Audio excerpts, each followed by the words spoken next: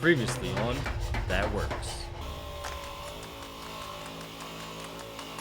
I had to refurbish an old tool to basically, well, refurbish an old project.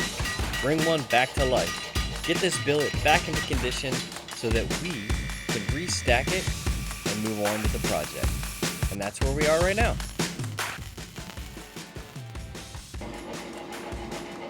Alright, where we left off last time, we had our 4 tiles stacked, MIG welded, and we were just about to forge weld them. So, that's where we're going to pick up. Let's get this baby forge welded.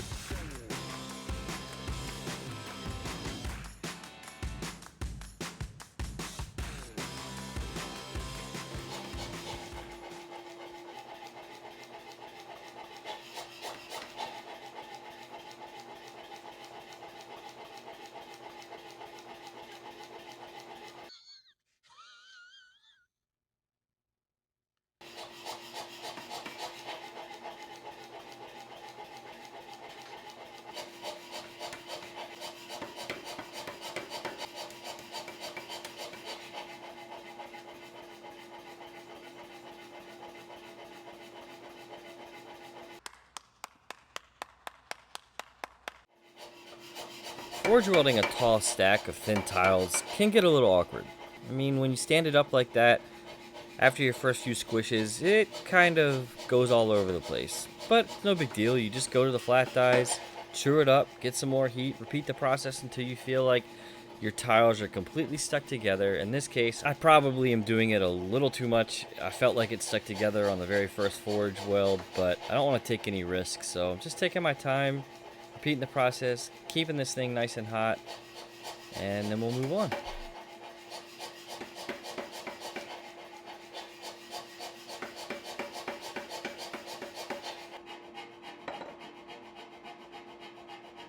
Like I said, I felt like this thing forge welded after the first heat, but it's really nice to see it all welded up in bar form. Let's go ahead and clean the scale off and take a look.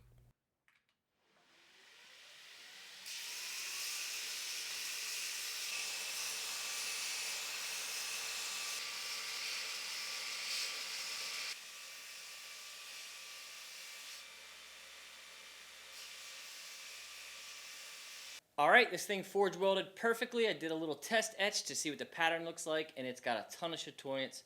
I'm really digging it. Now, the question is, where do we go from here?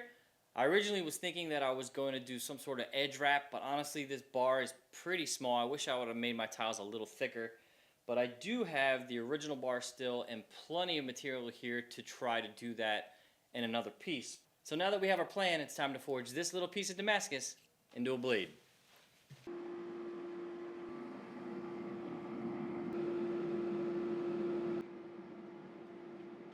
So the first thing that I'll be doing in the forging is basically drawing out the point. I want to taper this bar nice and slow. It's still the first real manipulating forging that we've done since the forge weld, but I want to get that pattern drawn out. I don't want to just forge out a bar and grind the point. It really shows that you did that. You want that pattern to constrict and get smaller as the blade tapers, the pattern should taper. So I'm going to take my time and do this process. A lot of people could probably do this in 1 or 2 heats. I'm probably doing it in about 5.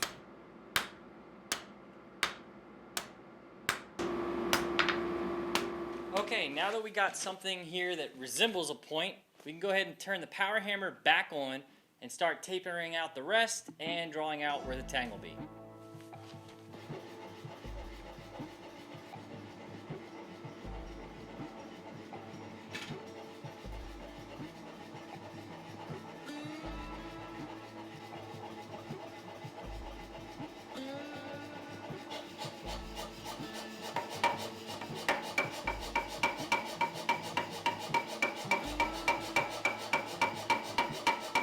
So when using the flat dies like this, yes, you're drawing the material out long ways, but you're also squishing it width-wise as well. You're gaining some width as you do this. So my hope is as I do this, as I get my taper, once I have the taper actually established, that I have enough width and I'm happy with it so that we don't have to do any real manipulating of the edge in order to make a blade with a substantial area to show this pattern off.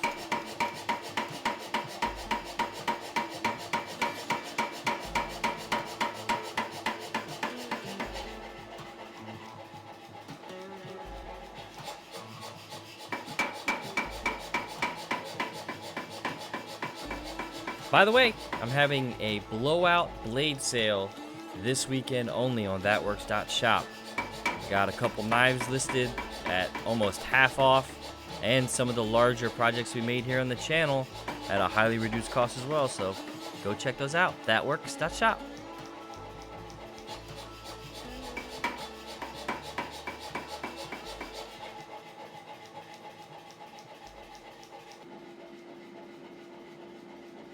Alright, I feel like the taper is pretty darn good all the way from where the shoulder is out to the point, so let's start establishing where the tang is going to go.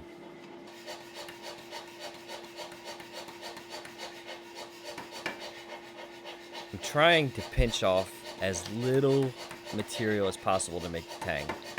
I mean, this is all precious material, this Mosaic Damascus, and I don't want to waste any of it in a piece of the tang that literally no one's ever going to see because it's going to be underneath the wood handle.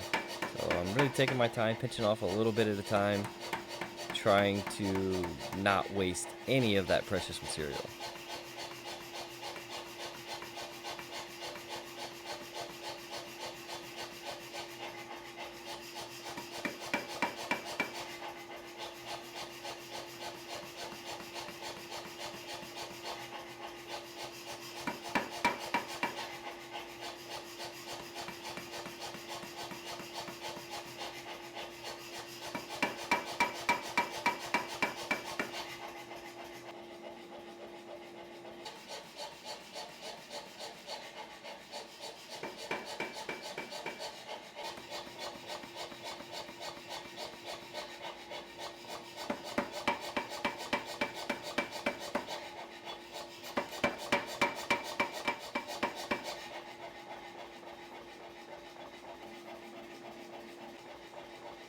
Okay, so normally this is about the point where I would start forging in my bevels by hand, pulling the edge out, and that pulling of the edge out will start unbananing this, get it shaped to where it needs to be.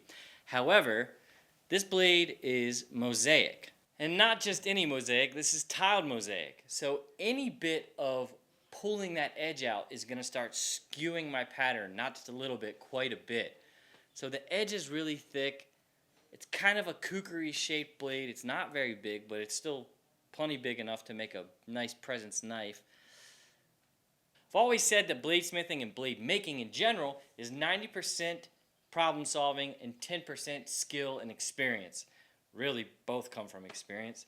So from here, I got to make some tough decisions. Do I just stop where I'm at, grind it? Do I try to go back to the flat dies and get a little more width?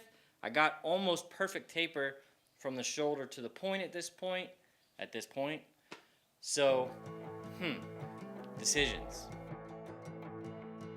Now, I'm still not really sure how much forging I want to do on the edge, but I do know that I want to forge in the ricasso area. So I was going to try to use a top tool on the power hammer, but sometimes doing it by hand is just the right way. So we move over to the anvil to initialize that notch. Afterwards, we're going to go back to the power hammer. Since we changed where the center of our shoulder is, we moved that ricasso towards the spine. We now got to move that tang back to the new center of that block.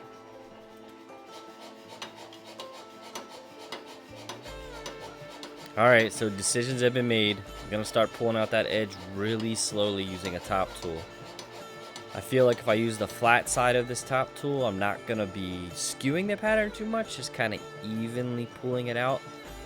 And just like I would do if I was hand beveling, I'm going to switch sides, which makes it a little awkward because I'm right-handed and I like to hold that top tool in my right hand, but it's not that big of a deal. Just get it done. Take our time.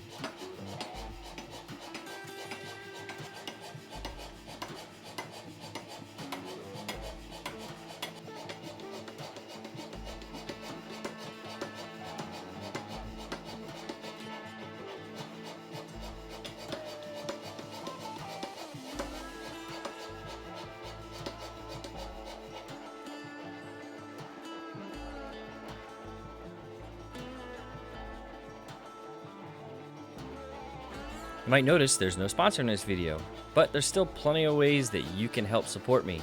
One of them is just to go click the Amazon link that I have in the description.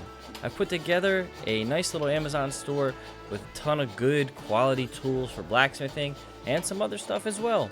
So if you need something on Amazon, why not use my link? It helps me out a lot.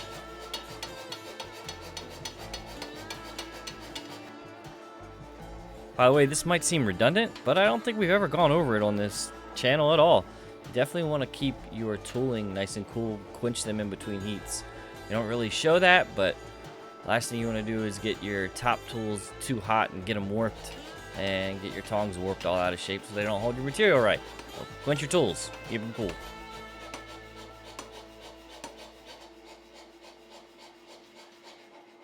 Well, here it is, folks. This is the moment when I realized that I should probably be sticking with the theme of this project and just do this part by hand.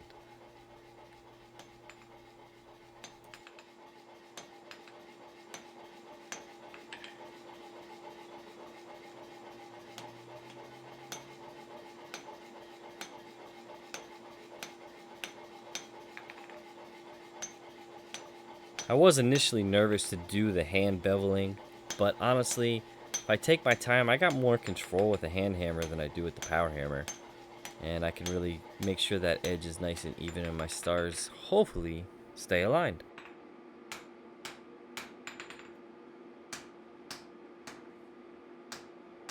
I'm beveling here at probably about 20 or 30% of how hard I usually hit. Just really taking my time. I am in no rush on this. It's more important to keep everything right than it is to get it done quickly.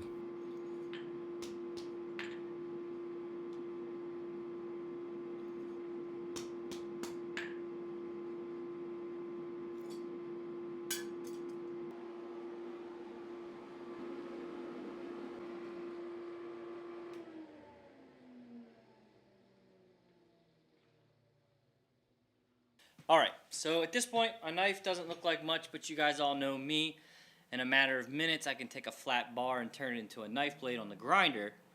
But since I decided to pull out my bevel a little bit in the forging, what I'm going to do now is go just lightly sand the surface. I'm not trying to take off too much material, and do a quick test etch to see if I've distorted the pattern to the point I hate it, or if it's okay. And if it is okay, I'd really like to pull out this edge just a little bit more. I got plenty of thickness here to play with. So if it looks good in the etch, we're going to keep going in the forging. If it's already starting to distort, we're going to go straight to the grinder. I can still see some of my stars that are close to the edge through the scale, so I think it's alright, but we'll just have to see.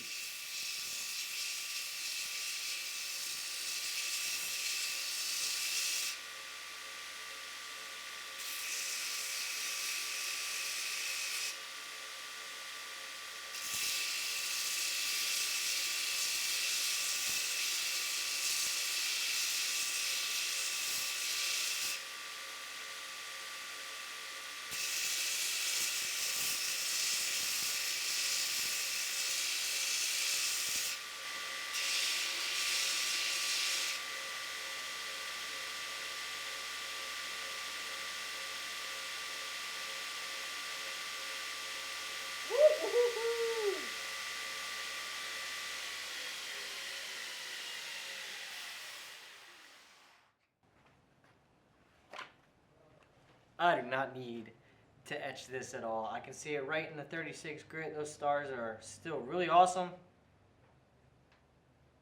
So I say we go on, do a little more forging. But not today. It's really hot here in Maryland, and we got 90% humidity today, and I really don't want to turn that forge back on. But we made really good progress, and I promise things will speed up in the coming parts once we get to the grinding and away from the forging. This thing is already turning out really awesome. If you haven't seen part 1 and part 2 of this video series, be sure to check them out right here.